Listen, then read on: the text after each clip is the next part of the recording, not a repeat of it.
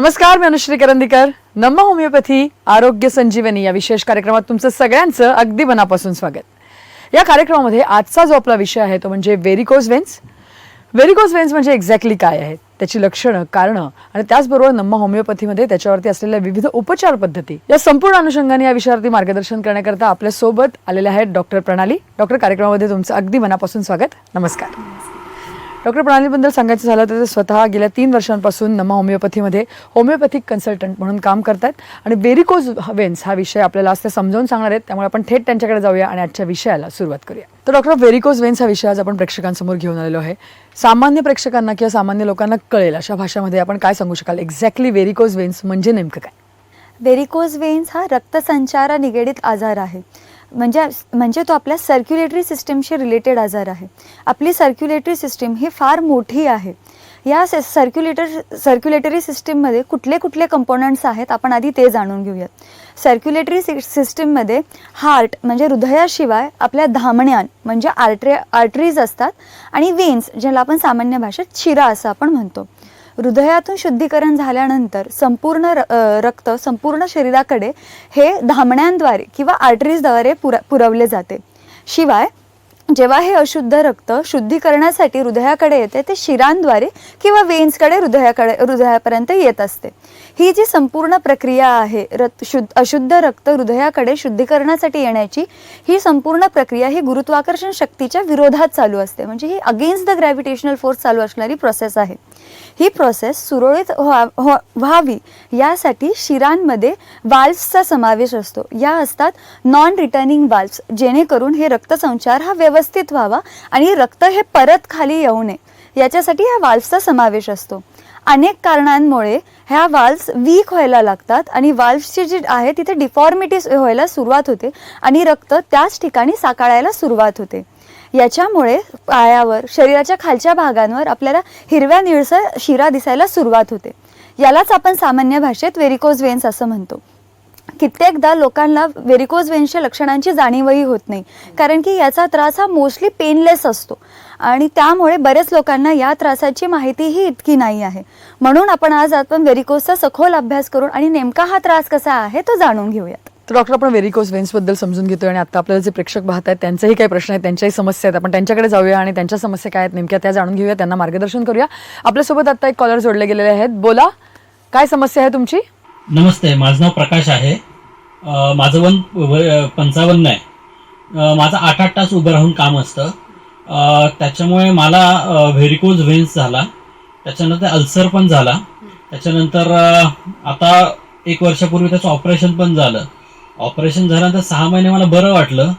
आता परत 5 महिने झाले, 4 महिने झालेत, परत ते ओपन झालेलं आहे अल्सर. आता परत ज्या ठिकाणी मी गेलो त्या ठिकाणी मला सांगितलं की आता परत त्याला ऑपरेशन करावं लागेल त्या अल्सरला. तर आता मला असं टेन्शन आलं की आता एकदा ऑपरेशन करून पण आता काही फायदा झालेला नाहीये. परत अल्सर झालेला. आता त्याच्यावर आपल्याकडे काही उपचार पद्धती आहेत का, आणि असेल तर मग काय आपण काय सुचवू शकाल? नक्कीच.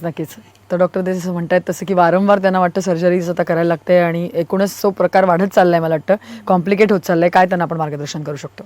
नक्कीच. जसं की मी आत्ता बोलले की व्हेरिकोज वेन्सच्या सर्जरीमध्ये आपल्याला तात्पुरता आराम मिळतो, कारण की आपण जी आत्ता दिसतीये जखम त्याला आपण रिपेअर करू शकतो. पण जे इतर ठिकाणीचे जे वाल्व्स आहेत ते सर्जिकली रिपेअर नाही होते, ज्याचं डिफॉर्मिटी आपल्याला दिसतही नाही. कित्येक वेळा ते आतून त्रास हा सुरू झालेला असतो आणि तो डायरेक्ट तुम्हाला अल्सर झाल्यानंतर दिसतो. जसं की आपल्याला आत्ता तुम्ही जसं सांगितलं मला कॉलवर की तुमचंही तेच झालं असणार आहे की तुमची सर्जिकली तो जो होता तो अल्सर व्यवस्थित झालाय, पण जी आतली जी रक्तसंचार सिस्टीम होती ती फॉल्ट होताच तो तसा, आणि आता ती दुसऱ्या ठिकाणी सुरू झाली आहे. नक्कीच आपण नम्मा होमिओपॅथीमध्ये जर तुम्ही याल तर आपण व्यवस्थित तुमच्या केसची आपण स्टडी करूयात. त्याच्या मागचं नेमकं मूळ कारण काय आहे ते जाणून तुमचा आजार हा मुळापासून कसा बरा होईल याचा नक्की प्रयत्न करूयात. आम्ही नम्मा होमिओपॅथीमध्ये नॉन सर्जिकली अल्सरचे केसेस कसे हँडल होतात हे आम्ही प्रयत्न करत असतो. शिवाय आपल्या औषधांमध्ये कुठल्याही प्रकारचा केमिकल्स किंवा स्टेरॉइडचा उपयोग नसतो, त्यामुळे ह्या औषधांचा कुठलाही साईड इफेक्टही होत नाही. म्हणून तुमचा जो आजार आहे आपण संपूर्णपणे बरा होऊन आणि हा परत उद्भवू नये याची नक्कीच काळजी घेऊयात. नक्की, जसं तुम्ही म्हणालात तसं की सामान्य भाषेत लोकांना कळलं असं आपण समजावून सांगितलेलं आहे की नेमके त्या दिसतात कशा प्रकारे व्हेरिकोज वेन्स.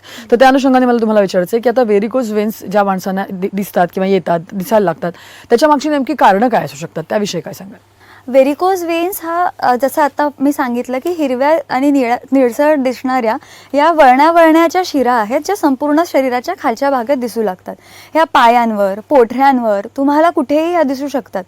याच्या मागचं कारण खूप अनेक कारणं आहेत, पण प्रामुख्याने दिसणारं कारण म्हणजे लठ्ठपणा. अतिरिक्त काळ एका ठिकाणी बसून राहिल्यामुळे, डाएटरी हॅबिट्स, शरीराला व्यायामाचा अभाव या कारणांमुळे रक्तप्रवाह हा व्यवस्थित होत नाही आणि शिरांवर जास्त ताण येतो ब्लड फ्लो व्यवस्थित होण्यासाठी आणि ती झडप वीक होत जाते. त्यामुळे लठ्ठपणा हा व्हेरिकोज वेन्ससाठी प्रमुख कारण होऊ शकतं. याच्या व्यतिरिक्त स्त्रियांमध्ये व्हेरिकोज वेन्सचा त्रास हा आपल्याला जास्त जाणवून येतं. याच्या मागचं कारण म्हणजे गरोदरपणामध्ये होणारा वेट गेन आणि त्याच्यानंतर तो परत चेंज होणारा किंवा जो फ्लक्च्युएशन असतं वेटमध्ये, त्यामुळे व्हेरिकोज वेन्स होऊ शकतात. शिवाय आहारात आयर्न, कॅल्शियम असे मल्टीव्हिटॅमिन्सची कमतरता असल्यामुळेही रक्तसंचारा रिलेटेड त्रास होऊ शकतात आणि व्हेरिकोजचा त्रास आपल्याला स्त्रियांमध्ये दिसून येतो. स्त्रियांमध्ये अतिरिक्त काळ उभं राहण्याची सवय असते, जसं की स्वयंपाकासाठी म्हणा सलग 2-2, 3-3 तास एका ठिकाणी उभं राहिलं जातं, किंवा कित्येक वेळा असं होतं की ज्या स्त्रिया शिलाई काम करत असतात, ज्या कंटिन्यू एका ठिकाणी बसून असतात, यांच्यामध्येही आपल्याला व्हेरिकोज वेन्सचा त्रास दिसून येऊ शकतो. शिवाय आजकालची आपली जी लाईफस्टाईल झाली आहे की तिथे आपल्याला हाय हील्स हे घालावे लागतात डे टू डे लाईफमध्ये, त्यामुळे सुद्धा रक्तप्रवाह हा व्यवस्थित न होता तिथेही व्हेरिकोज वेन्सच्या त्रासाची आपल्याला सुरुवात पाहता येते. याच्याशिवाय आणखीन व्हेरिकोज वेन्सचं कारण म्हणजे धूम्रपान. सिगरेट स्मोकिंगमुळे किंवा अतिरिक्त काळ धूम्रपान केल्यामुळे जे आपल्या शिरा आहेत त्या ताठ व्हायला सुरुवात होतात किंवा तिथे स्टिफनेस यायला सुरुवात होते आणि तिथे या वाल्व्समध्ये परत डिफॉर्मिटी किंवा वीकनेस यायला सुरुवात होऊन तिथेही व्हेरिकोज वेन्सचा त्रास होऊ शकतो. या व्यतिरिक्त अतिरिक्त काळ एका ठिकाणी उभं राहण्याचं जे मी कारण स्त्रियांमध्ये सांगितलं, तेच कारण आपण पुरुषांमध्येही पाहू शकतो. जसे की पुलिसमॅन झाले किंवा कोणी हे जे जास्त वेळ एका ठिकाणी उभं राहून, शिक्षक झाले ज्यांना जास्त वेळ उभं राहून काम करावं लागतं, त्या ठिकाणी वेन्सला खूप जास्त प्रेशर असतं ब्लड फ्लो व्यवस्थित होण्यासाठी आणि तिथे वाल्व्स किंवा त्यांच्या झडपांवर खूप प्रेशर यायला सुरुवात होते. या कारणामुळे सुद्धा व्हेरिकोज वेन्सचा त्रास होऊ शकतो. हा त्रास कित्येकदा पेनलेस असतो की तुम्हाला शिरा दिसायला सुरुवात झाली असते, हिरव्या निळ्या शिरा दिसत आहेत, पण आपण कित्येक वेळेचं लक्ष देत नाही की झालं असेल काही कारणांमुळे किंवा ते असंच असेल. पण हा त्रास कालांतराने हा बळावून जाऊ शकतो आणि याचं गंभीर स्वरूप डीप वेन थ्रोम्बोसिस किंवा डीव्हीटी किंवा व्हेरिकोज अल्सर या प्रकारातही होऊ शकतं. नक्की. आपण जसं बघितलं तसं की विविध कारणं तुम्ही सांगितली जेणेकरून व्हेरिकोज वेन्स होऊ शकतात, परंतु कारणं बऱ्याच वेळा ही अनफॉर्च्युनेट सुद्धा आहेत. कारण जसं तुम्ही म्हणालात तसं की आता जर उभं राहूनच काम करायचं तर त्याला पर्याय नाही, पण मग या व्हेरिकोज वेन्स जेव्हा दिसायला लागतात किंवा त्याचं पेन सुरू होतं, त्याची काही ग्रेडेशन असते का किंवा काही स्टेजेस असतात का जेणेकरून आपल्याला लक्ष येतं की हा आजार वाढत चाललाय किंवा गांभीर्याकडे चाललाय? नक्कीच. व्हेरिकोज वेन्स व्यवस्थित समजून घेण्यासाठी आणि तो त्रास नेमका कुठल्या स्टेजमध्ये आहे हेच आपल्याला मेन गाईडलाईन म्हणून काम करतं की आपल्याला ट्रीटमेंट किती लवकरात लवकर स्टार्ट करण्याची गरज आहे. जसे की पहिली स्टेज जी आहे ती असते स्पायडर वेन स्टेज. या स्टेजमध्ये कातणीच्या जाळ्यासारख्या बारीक हिरव्या अशा रेषा आपल्याला संपूर्ण शरीराच्या खालच्या भागात दिसू लागतात. या स्टेजमध्ये कित्येक वेळेस कोणाला काही सायन्स अँड सिम्पटम्स जाणूनही येत नाही की पाय कधी दुखत नाही किंवा असे काही लक्षणं फारशी दिसत नाही, पण हा त्रास पुढच्या स्टेजवरही जाऊ शकतो. म्हणून तुम्हाला जरी कुठे शिरांवर असं शरीरावर शिरा दिसत असतील तर योग्य वेळेस लवकरात लवकर डॉक्टरांचा सल्ला घेणं गरजेचं आहे. जसा हा झाला आपला पहिला स्टेज. जी दुसरी स्टेज आहे याला आपण स्टेज 2 ऑफ व्हेरिकोज वेन समजून घेण्यासाठी, जेव्हा रक्त हे अतिरिक्त काळासाठी साखळायला सुरुवात होऊन जाते आणि जेव्हा आपल्या शरीराच्या खालच्या भागातल्या ज्या 2 मेन वेन्स आहेत जसे ग्रेट सफॅनस वेन किंवा पॉप्लिटेल वेन आपण ज्याला म्हणतो, जेव्हा या शिरांमध्ये रक्तांची साखळणं जास्त सुरू होऊन जाते तेव्हा ती शीर फुगून येते आणि आपण जेव्हा हात फिरवू तेव्हा ती जाणवू पण लागते. तर ह्याला आपण second stage of varicose veins म्हणू शकतो. या स्टेजमध्ये लक्षणांची सुरुवात होऊन जाते. लक्षणं काय असणार आहेत की पायांना अचानक जडत्व जाणून येणे, पायांना मुंग्या येणे, पायात अचानक क्रॅम्प्स किंवा अचानक कळ येणे, रात्रीच्या वेळेस अचानक पाय दुखून येणे, अतिरिक्त काळ जर उभा राहिला तर आपलं पाय ओढले जात आहेत असं जाणवून येणे, हे सगळी लक्षणं आपल्या सेकंड स्टेजमध्ये जाणवून येतात. हे झालं आपलं second stage of varicose veins. आता थर्ड स्टेज जो आहे हा थोडासा कॉम्प्लिकेटेड स्टेज आहे आणि कन्फ्युजन पण होऊ शकतं या स्टेजमध्ये जाणून घेण्यासाठी, कारण की या स्टेजमध्ये रक्त अतिरिक्त काळ साचल्यामुळे त्वचेवर काळसरपणा यायला सुरुवात होते आणि त्वचा काळी पडून त्वचेला कोरडेपणा येऊन तो खाज यायला सुरुवात होते. हा इतर स्किन डिझिजेस सोबत सुद्धा कित्येकदा कन्फ्युजन होऊ शकतं की कारण की स्किन कोरडी पडलेली आहे, स्किनला खाज येते, हे तर आपल्याला असं वाटतं काहीतरी स्किन इन्फेक्शन आहे, पण हा सुद्धा व्हेरिकोज वेन्सचा एक प्रकार आहे आणि याला आपण व्हेरिकोज एक्झिमा असं म्हणतो. जसं मी आत्ता सांगितलं की व्हेरिकोज एक्झिमामध्ये जेव्हा त्वचा काळी पडू लागते आणि त्वचा कोरडी पडू लागते तर कितीदा ते कन्फ्युजन होऊन जातं की कुठला स्किनचा आजार तर नाही आहे. मग आपण तात्पुरता पेशंट त्यावेळेस काय करतात की कुठलं तरी ऑइंटमेंट लावून तात्पुरता तो त्रास बरा होतो आणि त्वचेचा काळसरपणा हा कमी होऊन जातो आणि परत हा त्रास दुर्लक्षित केला जातो. पण जो मुख्य याच्या मागचं कारण आहे जे मी सांगितलं की झडपांवर भार आल्यामुळे जी आपली झडप वीक झाली आहे, वाल्व्स वीक झाले आहे आणि रक्तप्रवाह हा व्यवस्थित होत नाही आहे, हा त्रास हा तसाच राहतो. या त्रासाला आपण लक्ष देत नाही आणि हा त्रास पुढे बळावत जातो आणि त्याचं स्वरूप हे स्टेज 4 मध्ये होतं. म्हणजेच जो आपला स्टेज 4 जे आहे तो व्हेरिकोज अल्सरची स्टेज आहे. आता आपण जाणून घेऊया की हा स्टेज 4 मध्ये नेमकं होतं काय. जसं मी आत्ता सांगितलं की अतिरिक्त काळावर रक्त त्या ठिकाणी साचल्यामुळे तिथे प्रेशर बिल्डअप व्हायला सुरुवात होते आणि ती जी शीर आहे जिथे हे रक्त साखळलेलं आहे ती शीर फुटते आणि तिथे एक जखम तयार होते आणि कित्येकदा ही जखम पेनलेस असते की पेशंटला कळतही नाही की ही मला जखम झालेली आहे आणि तिथून ब्लिडिंग सुरू झालं आहे. कोणीतरी इतर माणूस बघतं की अरे तुला तिथे जखम झाली आहे आणि तिथून रक्त वाहत आहे, तेव्हा पेशंटला कळतं की अरेच्या मला एवढी मोठी जखम आहे. तर याला आपण व्हेरिकोज अल्सर असं म्हणतो. या अल्सरला आपण किती ऑइंटमेंट लावा, अँटीबायोटिक लावा, हा व्यवस्थित लवकर भरून येणारी जखम नसते, कारण याच्यात मेन कारण काय असतं की आपल्या झडप हे वीक आहेत म्हणून ही जखम काय पटकन भरत नाही. शिवाय याच्यात अजून एक धोका असतो की जर रुग्णाला याच्यासोबत कोमॉर्बिडिटीज असतील जसे की डायबिटीज, हायपरटेन्शन असे कुठलाही आजार जर आधीपासूनच असेल तो हा व्हेरिकोज अल्सर हील व्हायला किंवा तो बरा व्हायला अजून काळ घेऊ शकतो की त्याला तुम्ही कितीही अँटीबायोटिक्स घ्या, कितीही तुम्ही ड्रेसिंग करा, तो पटकन हा भरून येत नाही. तर आपल्या नम्मा होमिओपॅथीमध्ये आपण अशा प्रकारची औषधं देतो की जेणेकरून ही झडपांची जी वीकनेस आहे, जेणेकरून ते ब्लड फ्लो हे व्यवस्थित व्हायला पाहिजे अशी औषधं देण्यात येतात आणि ती जखम लवकरात लवकर कशी भरेल याच्यासाठी आपण तिथे औषधं देऊ शकतो. आता हे झाले स्टेज 4. कित्येकदा ही जखम होत नाही पण तिथे रक्ताच्या गाठी किंवा गुठळ्या व्हायला सुरुवात होते आणि ही रक्ताची गुठळी इतर आपल्या सर्क्युलेशन सोबत जेव्हा ती ट्रॅव्हल करू शकते तर त्याच्यामुळे आपल्याला अक्यूट इमर्जन्सीज पण येऊ शकतात. जसे की पहिल्या त्याला आपण त्या रक्ताच्या गुठळीला आपण इंग्लिशमध्ये किंवा मेडिकल टर्ममध्ये आपण डीप वेन थ्रोम्बोसिस असं म्हणतो. जेव्हा ही रक्ताची गुठळी हृदयाकडे जाते तर आपल्याला कार्डियक अरेस्ट किंवा मायोकार्डियल इन्फार्क्ट अशा कॉम्प्लिकेशन्सची भीती असू शकते किंवा ही गुठळी जर तुमच्या मेंदूपर्यंत गेली तर अचानक स्ट्रोक येण्याच्या पण शक्यता होऊ शकतो आणि जर ही गुठळी तुमच्या फुफ्फुसांपर्यंत किंवा तुमच्या लंग्सपर्यंत गेली तर तिकडे तुम्हाला पल्मोनरी एम्बोलिझम सारखी अक्यूट इमर्जन्सी येऊ शकते. हे व्हेरिकोज वेन्सची लक्षणं आहेत. म्हणून वेळेत आपण ट्रीटमेंट घेऊन हे वाल्व्स कसे रिपेअर होतील आणि ब्लड फ्लो हा कसा रिस्टोर होईल, व्यवस्थित रिस्टोर होईल अशी आपण ट्रीटमेंट घेण्याची गरज आहे. डॉक्टर पुढचे कॉलर आपल्याबरोबर जोडले गेलेले आहेत. बोला. नमस्कार. नमस्ते डॉक्टर, माझं नाव पूजा यादव आहे आणि लास्ट 4-5 वर्षापासून माझ्या पायांना हिरवी निळी नसं दिसायला लागली होती. तेव्हा तर काही प्रॉब्लेम नव्हता तर मी पण अवॉइड केले आणि त्याच्यानंतर आता 6-8 महिन्यापासून त्याच्यावरती खाज पण यायला लागली आणि नसांची सूज पण वाढली आहे.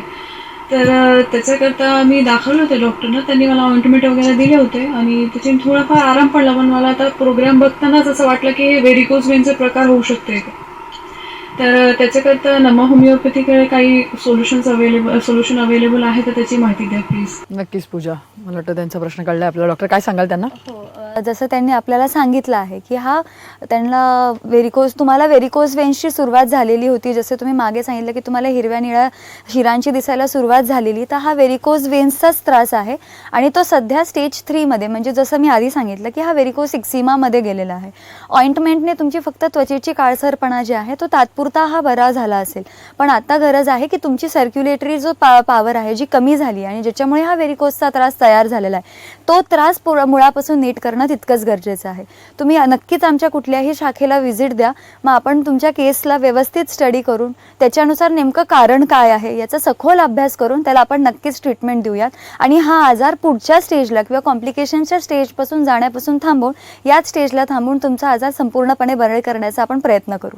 नक्कीच. तुम्हाला वाटतं प्रेक्षकांनाही समजून येत असेल, डॉक्टर प्रणाली आपल्याला समजावून सांगतायत की नेमकं व्हेरिकोज वेन्स काय आहेत. आणि आत्ता आपल्याला जे प्रेक्षक पाहत आहेत त्यांना जर का लक्षात आलं असेल की त्यांना किंवा त्यांच्या घरच्यांना कुठेही अशा प्रकारच्या हिरव्या निळ्या शिरा दिसत आहेत, त्यांचे पुंछे दिसत आहेत, तर घाबरून जाण्याची गरज नाही आहे. आमच्या स्क्रीनवरती तुम्हाला जे नंबर फ्लॅश होताना दिसत आहेत त्याच्यावर तुम्हाला फक्त कॉल करायचा आहे, डॉक्टरांची अपॉइंटमेंट घ्यायची आहे किंवा डॉक्टरांशी संपर्क साधून त्यांच्याशी संवाद करायचा आहे. म्हणजे तुम्हाला सुद्धा जर व्हेरिकोज वेन्ससारखा आजार असेल तर होमिओपॅथीच्या माध्यमातून तुम्ही कशा प्रकारे बरा करू शकता याचा संपूर्ण गायडन्स तुम्ही त्या फोनवरती घेऊ शकता. त्याचबरोबर नम्मा होमिओपॅथीबद्दल समजून घ्यायचं झालं तर महाराष्ट्र आणि कर्नाटकामध्ये नम्मा होमिओपॅथीच्या 21 शाखा आहेत. महाराष्ट्राबद्दल बोलायचं झालं तर महाराष्ट्रातच नम्मा होमिओपॅथीच्या 10 ठिकाणी शाखा आहेत. मुंबईमध्ये दादर येथे, त्यानंतर ठाणे, पुणे, नाशिक, औरंगाबाद, सोलापूर, नागपूर, कोल्हापूर, अकोला आणि नांदेड या सर्वत्र ठिकाणी नम्मा होमिओपॅथीच्या शाखा आहेत. तिथे तज्ज्ञ डॉक्टरांच्या टीम्स अवेलेबल आहेत. त्यामुळे तुम्हाला सुद्धा व्हेरिकोज वेन्सचा त्रास होत असेल, तुम्ही अनेक ठिकाणी ट्रीटमेंट घेऊन चुकला असाल आणि तरी सुद्धा फरक पडलेला नसेल किंवा आत्ताच नव्याने तुम्हाला त्रास सुरू झाला असेल तर तुम्ही तातडीने नंबरवरती फोन करू शकता, डॉक्टरांना भेटू शकता. वेगवेगळ्या शाखांमध्ये अनेक डॉक्टर्स आहेत आणि तुम्ही सुद्धा होमिओपॅथीच्या माध्यमातून तुमचा आजार नक्की बरा करू शकता. आणि जसं आपण म्हटलं जसं की सगळ्यात महत्त्वाचा भाग असतो या सगळ्यामध्ये तो म्हणजे ट्रीटमेंटचा. तर आपण मॉडर्न सायन्सची ट्रीटमेंट बघितल्या, परंतु आता सगळ्यात प्रामुख्याने महत्त्वाचं म्हणजे होमिओपॅथीची ट्रीटमेंट आणि तेही नम्मा होमिओपॅथीमध्ये. तर नम्मा होमिओपॅथीमध्ये नेमकं व्हेरिकोज वेन्सवरती आपण कशाप्रकारे उपचार करतो. वेगवेगळ्या प्रकारचे पेशंट्स आपल्याकडे येत असतात व्हेरिकोज वेन्सचे, तर त्यांना एक कस्टमाइज किंवा इंडिव्हिज्युअलिस्टिक अप्रोचनी होलिस्टिक ट्रीटमेंट आपण कशी देतो. जसं की आता आपण पाहिलं की व्हेरिकोज वेन्सचे अनेक स्टेजेसमध्ये पेशंट आपल्याकडे येतात आणि त्याचे कारणंही त्याच्या मागे फार वेगळी असतात. म्हणून त्याच्यासाठी हे औषधही त्या पेशंटनुसार हे वेगळं असणं तितकंच गरजेचं आहे. म्हणून होमिओपॅथी जी सिस्टीम आहे ही एक इंडिव्हिज्युअलायझेशनच्या कन्सेप्टवर बेस्ड ही सिस्टीम आहे. प्रत्येक पेशंटच्या आजाराच्या मागे जसं शारीरिक ताणतणाव महत्त्वाचं कारण आहेच, त्याचसोबतही मानसिक ताणतणाव हे सुद्धा फार महत्त्वाचं कारण आहे. जसं की मी आधी सांगितलं की अनुवंशिकता हा सुद्धा फार मोठा फॅक्टर होऊ शकतो कुठलाही आजार होण्यासाठी. मग कित्येकदा असं होतं की आईवडिलांमध्ये किंवा आजी आजोबांमध्ये तुमच्या जवळच्या नातेवाईकांमध्ये कोणाला तरी व्हेरिकोजचा त्रास होता म्हणून तो आत्ता तुम्हाला व्हेरिकोज वेन्सचा त्रास होतोय. तर ही जी जेनेटिक फॅक्टर आहे किंवा जेनेटिक टेंडन्सी आहे बॉडीमध्ये, ह्या टेंडन्सीचा सखोल अभ्यास, याशिवाय मानसिक ताणतणाव, शारीरिक ताणतणाव किंवा त्या रुग्णाच्या आयुष्यात त्याची आवड निवड, त्याचे कॉन्स्टिट्यूशन, या सगळ्या गोष्टींचा, या सगळ्या फॅक्टर्सचा सखोल अभ्यास करून जी औषधं निवडली जातात त्यांना आपण मायझमेटिक किंवा होमिओपॅथिक बेस्डवर औषधं आपण ज्याला म्हणतो, ही औषधं आपल्याला नम्मा होमिओपॅथी इथे आपण भेटतात.